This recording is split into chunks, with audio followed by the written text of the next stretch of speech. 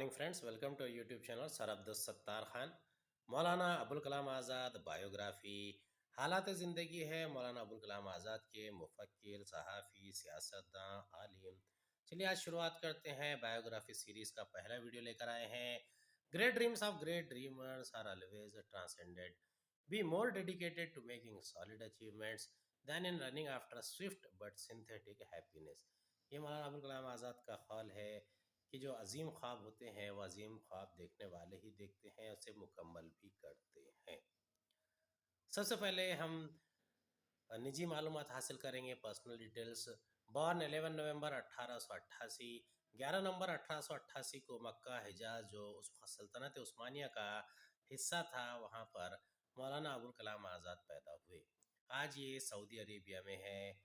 मौलाना अबुल कलाम आज़ाद का इंतकाल 22 फरवरी 1958 को 69 साल की उम्र में दिल्ली में हुआ। इनके इनके इंतकाल की फौरी वजह हार्ट अटैक था। मौलाना अबुल कलाम आज़ाद की तदफीन जामा मस्जिद दिल्ली में की गई। मौलाना अबुल कलाम आज़ाद की political party Indian national Congress. आपकी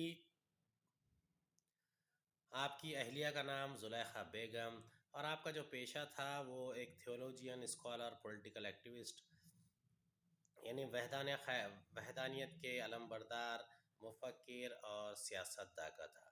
आपको आपके इंतकाल के बाद 1992 में भारत रत्न के अवार्ड से नवाजा गया।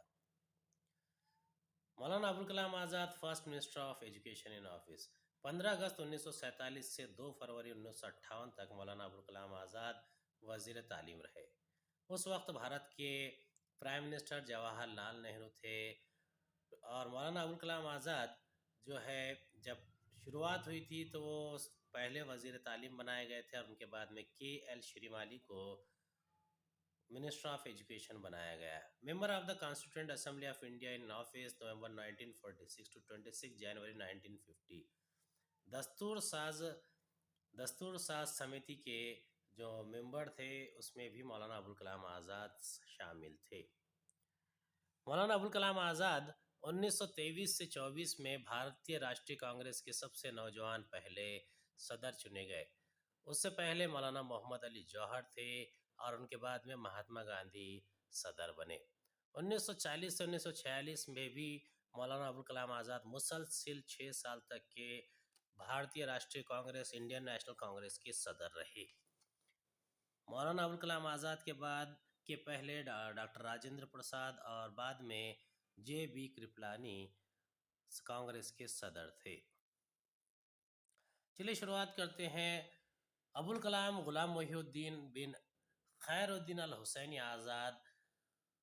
ये अबुल कलाम गुलाम मोहिउद्दीन खैरुद्दीन हुसैनी आज़ाद एक मारूफ मुजाहिद आज़ादी, मुफक्किर इस्लाम, मुसन्निफ़ और भारतीय राष्ट्रीय कांग्रेस के मारूफ रहनुमा रह चुके हैं।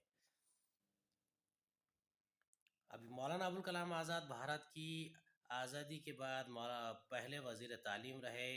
इनको होने का एजाज़ हासिल हुआ। मौलाना आज़ाद भारतीय मंजरनामे पर एक बहुत ही प्रोमिनेंट फिगर रहे हैं।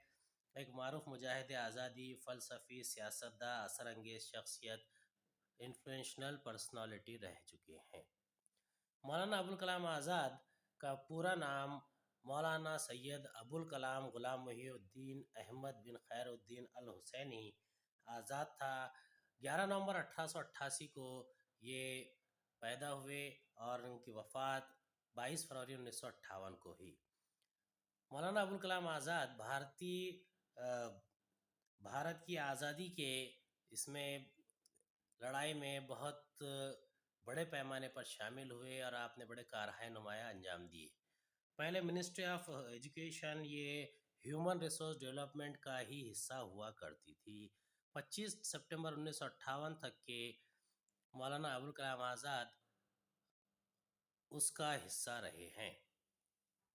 मौलाना अबुल कलाम आज़ाद शुरुआती दिनों में खिलाफत तहरीक का हिस्सा थे और बाद उसी दौरान उनकी मुलाकात महात्मा गांधी से हुई और महात्मा गांधी के फ़लसफ़े अदम तशद्दुद, नॉन वायलेंस के फ़लसफ़े और उनकी जो मुहिम थी सिविल डिसोबीडियंस, सिविल नाफरमानी की तहरीक, अदम ताउन की तहरीक, اور اس کے علاوہ 1919 کے رولٹ ایکٹ کے خلاف جو احتجاج ہو رہے تھے اس میں بھی مولانا ابوالکلام آزاد شامل ہو گئے۔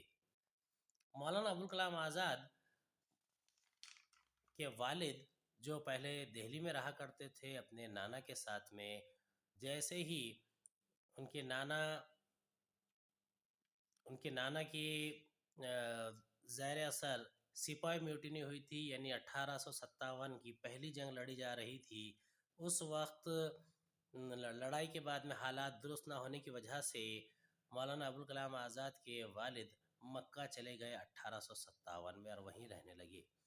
مولانا ابوالکلام آزاد کے والد نے 12 کتابیں لکھی تھی، 12 books he has written، اور ان کے ہزاروں کی تعداد میں ڈسپلس تھے، شاگرد تھے۔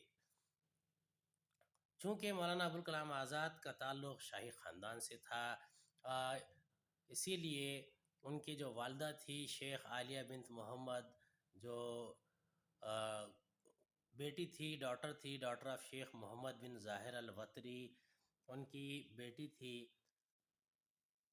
تو وہ بھی ایک مدینہ کے بہت بڑے ریپیوٹیڈ اسکالر تھے، مفکر تھے، عالم تھے۔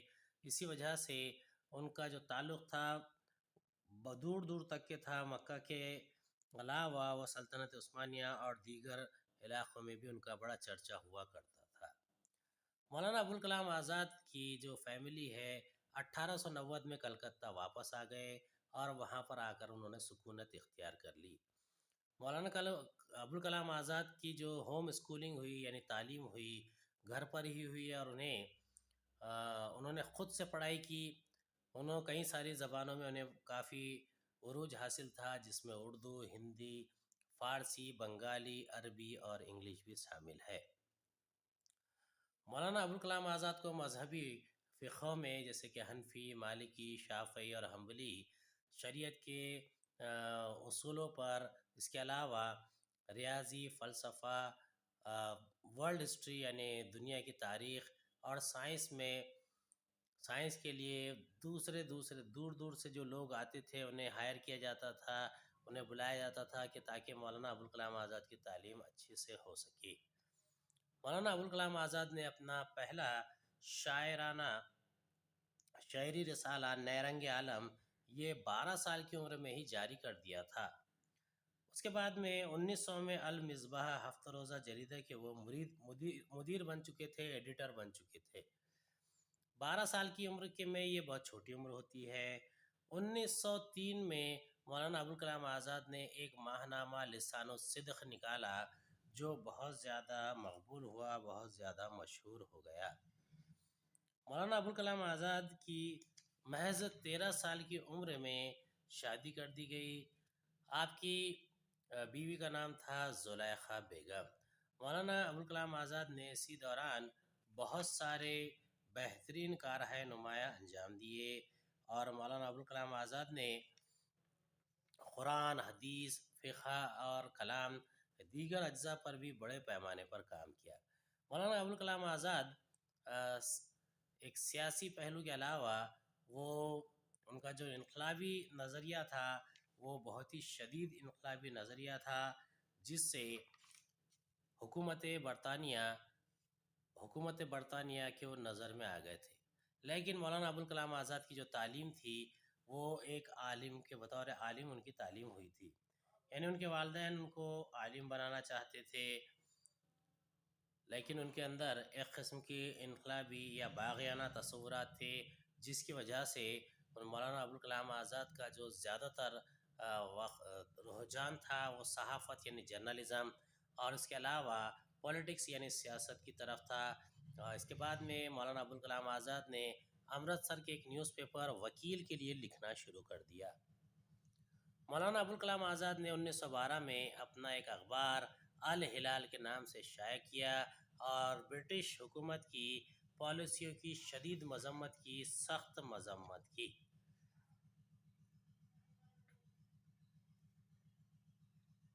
مولانا ابوالکلام آزاد نے بہت سارے مسائل کو جھیلا۔ 1914 میں پہلی جنگ عظیم کے وقت مولانا ابوالکلام آزاد کا اخبار پر پابندی لگا دی گئی اور الہلال اخبار بند ہو گیا، لیکن مولانا ابوالکلام آزاد نے ہار نہیں مانی۔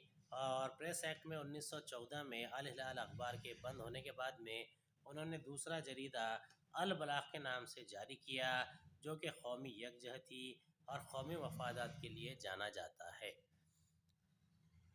وہ قومی یکجہتی کے لیے بہت کام کیا کرتے تھے۔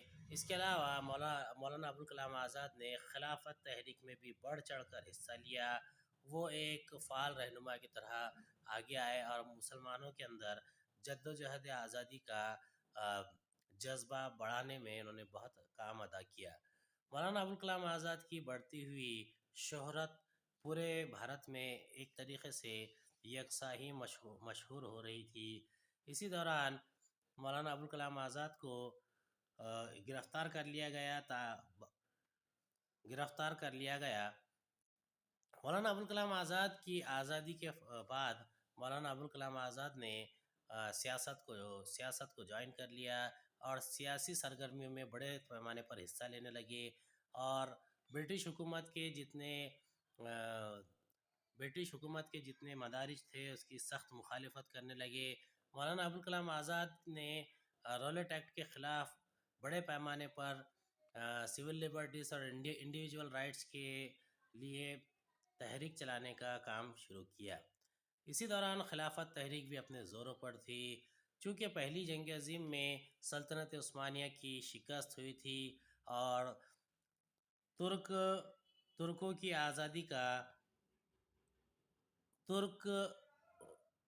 آزادی کا سلسلہ شروع ہو گیا تھا، لیکن ترکی اس ملک کی آزادی کے ساتھ ساتھ خلافت تحریک بھی ضروری تھی۔ اسی دوران مولانا ابوالکلام آزاد کی ملاقات خلافت تحریک کے اہم رہنما ڈاکٹر مختار احمد انصاری، حکیم اجمل خان اور دیگر سے ہوئی، اور یہ مہاتما گاندھی سے بھی بہت زیادہ ان کے فلسفہ عدم تشدد سے متاثر ہوئے اور مہاتما گاندھی سے قریب ہو گئے۔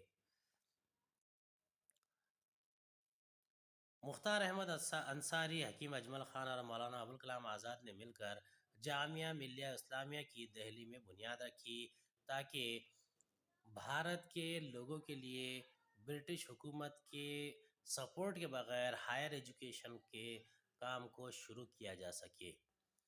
چونکہ نان وائلنس جو ہے عدم تشدد کے فلسفے سے بہت زیادہ متاثر تھے، مولانا ابوالکلام آزاد کا بعد کے زمانے میں قومی رہنما جواہر لال نہرو، چترنجن داس، سبھاش چندر بوس سے بہت ہی گہرا تعلق پیدا ہو گیا۔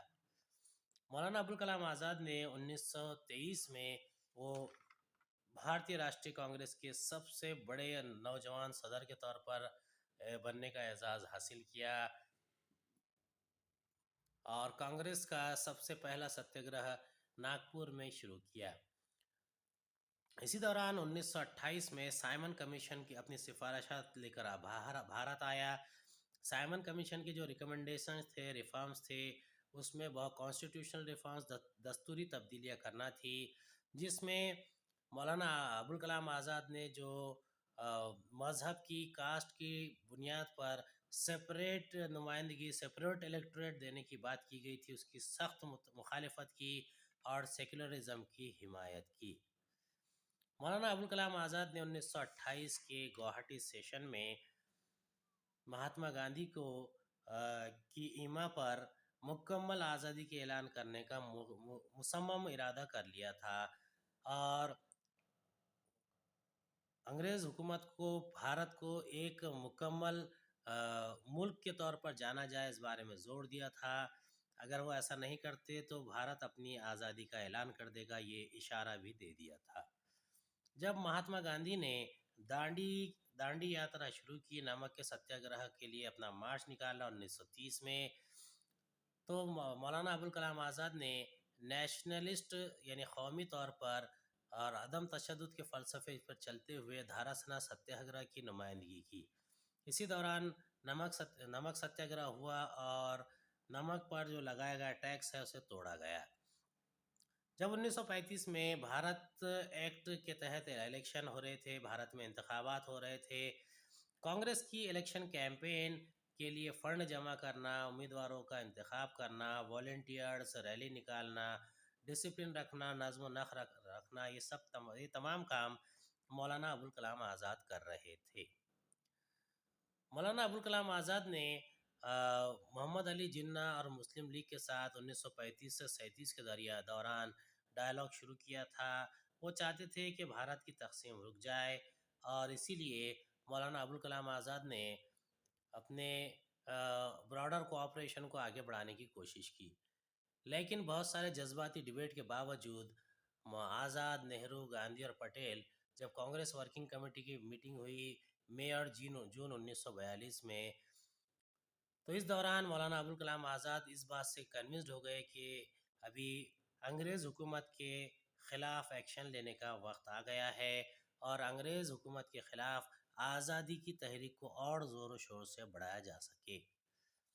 مولانا ابوالکلام آزاد نے کانگریس کے پریزیڈنٹ کے طور پر 1939 میں پھر سے کام شروع کیا، لیکن 1946 میں انہوں نے اپنے آپ کو اس کانگریس کی صدارت سے الگ کر لیا اور استعفیٰ دے دیا۔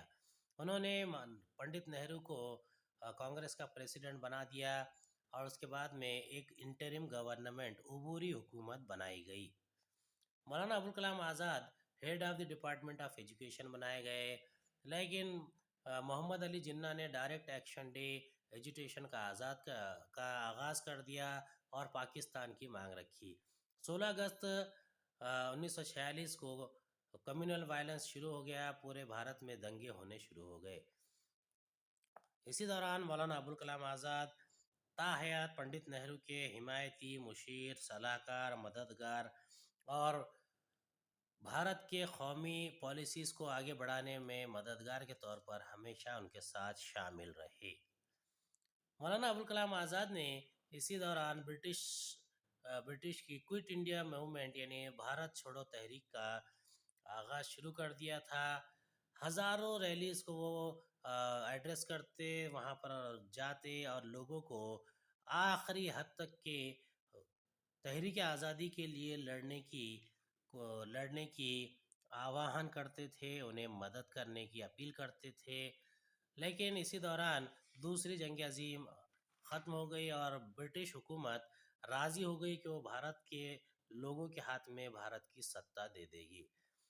کانگریس کے الیکشن اور کانسٹیٹیوئنٹ اسمبلی میں مولانا ابوالکلام آزاد اس وقت 1946 میں شامل تھے۔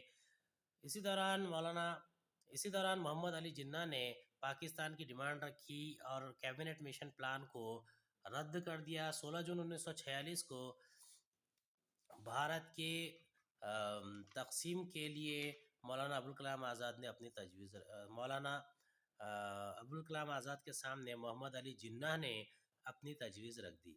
مولانا ابوالکلام آزاد بہت ہی اپوز کر رہے تھے کیبنٹ مشن پلان کا، جو 16 مئی کو پیش کیا گیا تھا کہ بھارت کی تقسیم ہو۔ وہ نہیں چاہتے تھے کہ بھارت کا بٹوارا ہو۔ مولانا ابوالکلام آزاد نے اسی دوران کچھ کتابیں لکھی تھی، جیسے کہ غبار خاطر۔ یہ ان کے جو بہت ہی اہم کام ہے اس میں سے ایک ہے۔ یہ خاص طور پر اس دوران لکھا گیا تھا 1942 سے 1946 کے دوران، جب انہیں احمد نگر کے قلعے میں قید کر کے رکھا گیا تھا۔ اب وہ کتابی شکل میں موجود ہے۔ یہ کتاب خاص طور پر 24 الگ الگ خطوط پر مبنی ہے، جو ان کے دوست مولانا حبیب الرحمن خان شیروانی ان کو لکھی گئی تھی۔ یہ لیٹر کبھی بھیجے ہی نہیں گئے کیونکہ اس کی پرمیشن نہیں دی جاتی تھی، اور مولانا ابوالکلام آزاد جیل میں تھے۔ 1946 میں مولانا ابوالکلام آزاد کی جیل سے رہا ہونے کے بعد میں یہ تمام خطوط انہوں نے حکیم اجمل خان کو دے دیے۔ انہوں نے اسے 1946 میں پہلی مرتبہ پبلش کیا، غبار خاطر سامنے آئی۔ مولانا ابوالکلام آزاد کی کارۂ نمایاں بہت ہی اہم ہے۔ پہلے وزیر تعلیم کے طور پر انہوں نے غریب، دیہاتی اور لڑکیوں کی تعلیم کے طور پر خصوصی توجہ دی۔ وہ chairman of central advisory board of education تھے، جو آج CBSE کے نام سے جانا جاتا ہے۔ انہوں نے لٹریسی یعنی خواندگی، universal primary education, free and compulsory education جو 2008 میں ہم آج دیکھتے ہیں، اس کے اوپر بھی خصوصی توجہ دی۔ بچوں کی تعلیم کے لیے کی عمر 14 سال تک کی ہو اور اس میں پورا مکمل تعلیم مفت میں دی جائے، کمپلسری دی جائے، یہ مولانا ابوالکلام آزاد کا ہی منشا تھی۔ مولانا ابوالکلام آزاد نے لڑکیوں کی تعلیم پر خصوصی توجہ دینے کے لیے پالیسیز بنانے کا حکم دیا۔ اس کے علاوہ سیکنڈری ایجوکیشن اور ووکیشنل ٹریننگ کے لیے بھی خصوصی طور پر توجہ دینے کی بات کی۔ اسی دوران مولانا ابوالکلام آزاد نے central institute of education Delhi set up کیا، اور وہ department of education university of Delhi میں بھی ایک ریسرچ سینٹر کی بنیاد ڈالنے میں، جس کا مقصد تھا کہ ایجوکیشن کے اندر جتنے پرابلمس آتے ہیں اس کو سالو کیا جائے، اس کی بنیاد بھی رکھی۔ مولانا ابوالکلام آزاد کی رہنمائی میں لیڈرشپ میں منسٹری آف ایجوکیشن میں انڈین انسٹیٹیوٹ آف ٹیکنالوجی 1951 اور یونیورسٹی گرانٹس کمیشن 1953 کی بھی بنیاد رکھی گئی۔ یہ دو اہم میل کے پتھر ہے، آئی آئی ٹی اور یو جی سی، جو مولانا ابوالکلام آزاد کی وزیر تعلیم رہتے ہوئے ہی ممکن ہوا تھا۔ مولانا ابوالکلام آزاد بہت سارے اسکول، کالج کے اور پرائمری ایجوکیشن کے کاموں کو آگے بڑھانے میں بہت بڑا میل کا پتھر رکھتے ہیں، خصوصی ان کا اس سے نام ہوتا ہے۔ مولانا ابوالکلام آزاد کا انتخابی طور پر وہ چن کے آئے لوک سبھا میں 1952 اور 1957 میں۔ مولانا ابوالکلام آزاد ہمیشہ سے پنڈت نہرو کے ساتھ میں رہے، ان کی اقتصادی، معاشی، اکنامک اور انڈسٹریل پالیسیز کے حمایتی رہے۔ اس کے علاوہ وہ سوشلسٹ رائٹس یعنی سماجی حقوق کے علمبردار تھے۔ معاشی اپارچونیٹیز، اکنامک اپارچونیٹیز ویمن اور جو غریب بھارتی ہے ان کو دینے کے ہمیشہ سے حمایتی رہے تھے۔ 1956 میں مولانا آزاد نے دہلی میں منعقد یونیسکو کی جنرل کانفرنس کے وہ صدر تھے۔ مولانا ابوالکلام آزاد نے اپنے آخری ایام اپنی بہت ہی اہم کتاب انڈیا ونس فریڈم کے لیے مختص کر دیے تھے، جو ایک بہت ہی ہمت والا کام تھا، جو کہ آپ کے انتقال کے بعد میں 1959 میں شائع ہوئی، پبلش ہوئی۔ مولانا ابوالکلام آزاد نے بھارت کے انسٹیٹیوٹ آف سائنس بنگلور کی بھی بنیاد رکھی تھی۔ اس کے علاوہ faculty of technology Delhi university میں بھی انہوں نے اپنا اہم یوگدان دیا تھا۔ اس کے علاوہ آئی آئی ٹیز کو وہ سمجھتے تھے کہ آئی آئی ٹی جو ہے انڈین انسٹیٹیوٹ آف ٹیکنالوجی، یہ پوری دنیا میں بھارت کے لیے ایک بہت ہی اہم قدم ہے، اس میں ہی بھارت کا مستقبل ہے۔ مولانا ابوالکلام آزاد کا برتھ ڈے 11 نومبر یہ نیشنل ایجوکیشن ڈے کے طور پر منایا جاتا ہے۔ 22 فروری 1958 کو مولانا ابوالکلام آزاد کا جو ایک بہت ہی اہم رہنما، مجاہد آزادی، اس کے علاوہ بھارت کی ترقی میں بہت ہی زیادہ کنٹریبیوشن کرنے والے شخصیت کے طور پر آگے آتے ہیں، ان کا انتقال ہو گیا اور جامع مسجد دہلی میں ان کی تدفین عمل میں آئی۔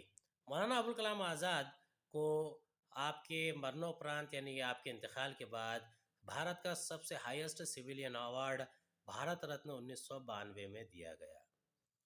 امید ہے آپ کو ہمارا ویڈیو پسند آیا ہوگا۔ اگلے ویڈیو میں دوبارہ ملاقات ہوگی۔ خدا حافظ۔